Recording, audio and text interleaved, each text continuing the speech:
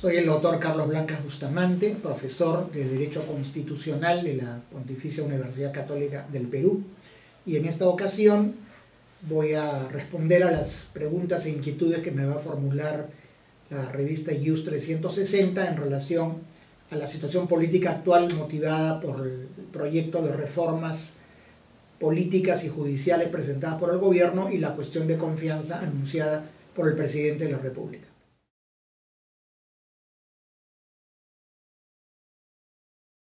La cuestión de confianza es una figura originada en el régimen parlamentario europeo, por la cual el gobierno solicita al Parlamento que lo respalde frente a una determinada decisión política o medida que tiene adoptar. Esto se basa en el principio de que el Parlamento es el representante de la soberanía popular y que frente a situaciones o decisiones especialmente graves o trascendentes, el gobierno debe tener el respaldo de esta representación para poder actuar.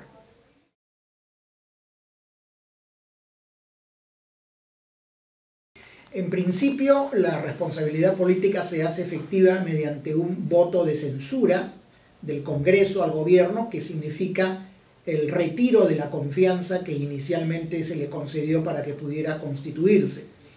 Sin embargo, en el caso del voto de confianza, los efectos son los mismos, porque si el gobierno solicita la confianza y la confianza se le deniega, eso es equivalente a que se le retire. Y por lo tanto es una forma de responsabilidad política, que no tiene, por supuesto, como toda responsabilidad política, otras consecuencias jurídicas,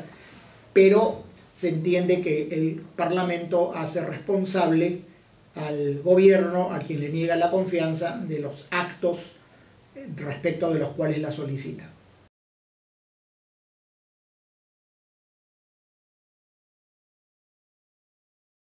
La cuestión de confianza, según la experiencia histórica en Europa y en otros países del régimen parlamentario, y también en el caso del Perú,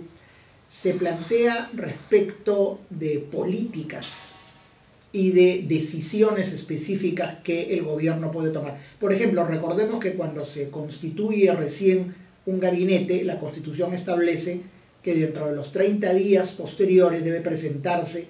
ante el Congreso y exponer sus políticas generales, solicitando para ellas un respaldo mediante un voto de confianza. Entonces, el Parlamento en ese caso lo que aprueba es políticas, o sea, la orientación del gobierno. Puede el gobierno hacerlo más adelante presentando cuestiones de confianza sobre temas más específicos, sobre políticas concretas, una política de educación, una política de transporte o incluso sobre medidas más específicas en el marco de una política. Pero en mi opinión, el gobierno no puede hacer cuestión de confianza de la aprobación de una norma, porque la aprobación de las normas es una competencia exclusiva del Congreso de la República, en base a la cual éste puede y debe analizarlas, eventualmente modificarlas y finalmente aprobarlas.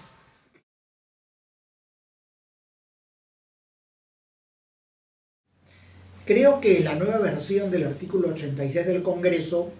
sí debe ser una traba a la cuestión de confianza que ha planteado el gobierno, porque en esa modificación del reglamento del Congreso, lo que se establece es que no se puede plantear una cuestión de confianza respecto a la promoción, modificación, aprobación de una norma legal.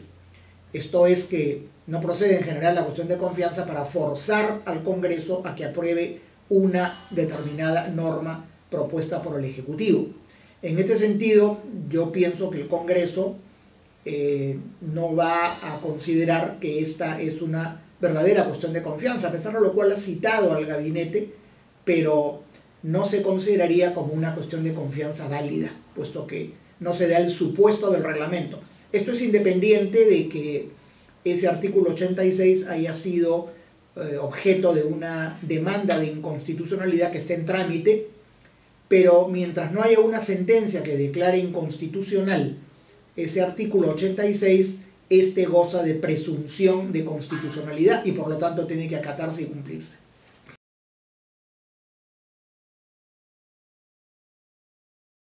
Considero que hacer una cuestión de confianza por la aprobación de una norma legal y específicamente de una reforma constitucional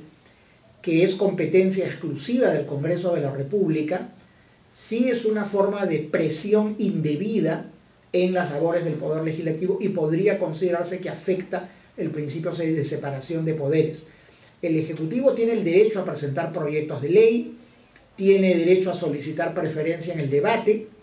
pero no puede forzar al Congreso a aprobar un texto legislativo exactamente como lo ha planteado o propuesto el gobierno, puesto que es el Poder Legislativo el que tiene que examinar el proyecto, determinar si es conforme a la Constitución o si es conveniente para el país y eventualmente modificarlo y aprobar una versión sustitutoria del proyecto presentado por el gobierno, e incluso hasta podría rechazarlo, lo cual en este caso no creo que debería ocurrir, pero sí creo que podría modificarse porque los proyectos de reforma política que ha presentado el presidente Vizcarra, si bien apuntan a reformas que deben hacerse, están equivocados en su gran mayoría en el diseño. Los diseños están mal hechos y creo que es válido que en la instancia parlamentaria se corrijan esas deficiencias.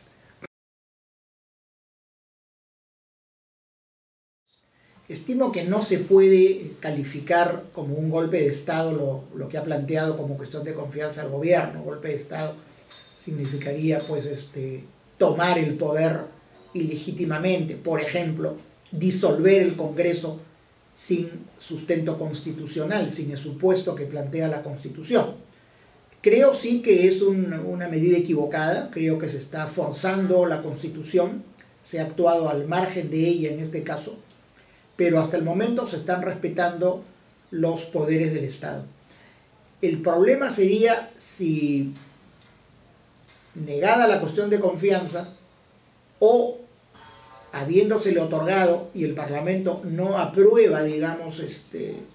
las reformas y el gobierno considera que la cuestión de confianza en los hechos ha sido denegada, el gobierno tomará la decisión de disolver el Congreso. Allí, si esto se hace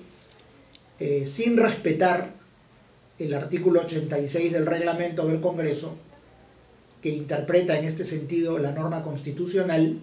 más allá, como digo, de su inconstitucionalidad o no, que está en trámite, podría ese hecho calificarse como una alteración de la separación de poderes y eventualmente como un golpe de Estado.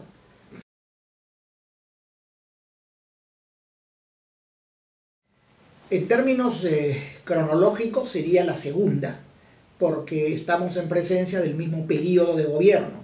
aun cuando haya cambiado el presidente de la República, pero estamos en presencia del vicepresidente, del presidente que renunció antes de ser vacado, y dentro del mismo periodo no ha habido elecciones intermedias, ni siquiera en el supuesto de que hubieran fallecido el presidente y los vicepresidentes y se hubiera convocado a elecciones para completar el periodo. En ese caso la figura sería completamente distinta, pero en este caso no, y por lo tanto sí sería una segunda cuestión de confianza. El tema es si se va a considerar como segunda por el hecho de que esta cuestión de confianza está planteada sobre la aprobación de normas legales, cuando ya el reglamento del Congreso dice que no se puede plantear una cuestión de confianza sobre esta materia.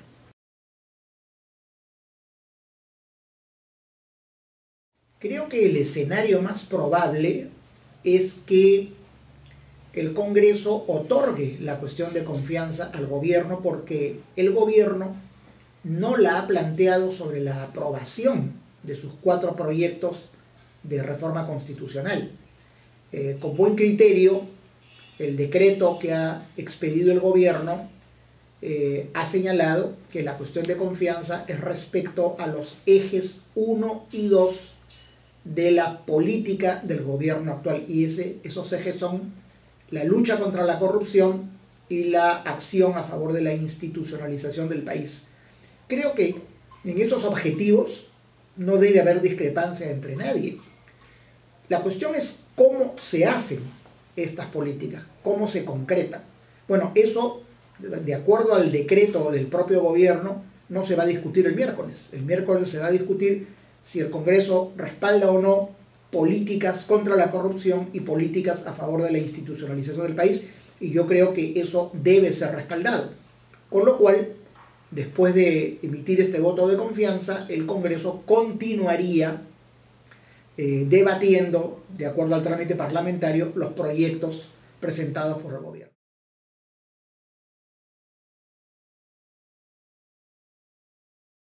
Bueno, como toda figura jurídica, la cuestión de confianza puede ser objeto de un abuso del derecho o de una figura más propia del derecho constitucional, como se llama el exceso de poder, porque la cuestión de confianza tiene finalidades específicas, ¿no?, que ya he mencionado. Y yo creo que en todo caso, para evitar estos abusos, habría que regular, quizás en la propia Constitución, o en todo caso mediante una ley orgánica, el uso, dentro de ciertos límites, de la cuestión de confianza. Y yo creo que más allá de si el reglamento del Congreso es o no es la norma apropiada para regular esta materia, no objeto el criterio del reglamento del Congreso cuando establece que no se puede utilizar la cuestión de confianza para promover o impedir la aprobación de una norma legal. Yo creo que ese no es un supuesto querido por la Constitución para la cuestión de confianza. Y me parece que si se insiste en ese camino, sí se está incurriendo en un abuso del derecho y en un exceso de poder al plantear la cuestión de confianza para fines que no le son propios. Yo estimo que si el Congreso desestimara o rechazara la cuestión de confianza el día miércoles, a mi juicio el gobierno no podría en este momento disolver el Parlamento, no porque se trate de la primera o segunda, sino porque regresamos al artículo 86, que establece que no se puede utilizar la cuestión de confianza para influir en la aprobación de normas. Obviamente el gobierno tiene el derecho de pensar que eso es inconstitucional, pero el gobierno no puede decidir sobre la inconstitucionalidad de esa norma, que goza de presunción de legitimidad. El único que puede decidir es el Tribunal Constitucional, y mientras no lo haga, el Ejecutivo no podría ampararse en su propia interpretación de la Constitución para disolver el Congreso. Creo que entonces llegaríamos a una situación muy grave, en la que el gobierno querría disolver el Congreso y el Congreso se resistiría a una disolución que sería profundamente cuestionada. La gran pregunta es en ese instante, ¿qué sucede? ¿Quién va a resolver el conflicto? Por eso yo creo que el gobierno, en vez de buscar el camino de la confrontación, debería buscar el camino del consenso, porque es posible que las reformas se aprueben con más de los 2/3 de los votos en el Congreso, lógicamente con algunas modificaciones, porque el diseño, reitero, está equivocado, y eso permitiría hacer las reformas y evitar un innecesario conflicto político.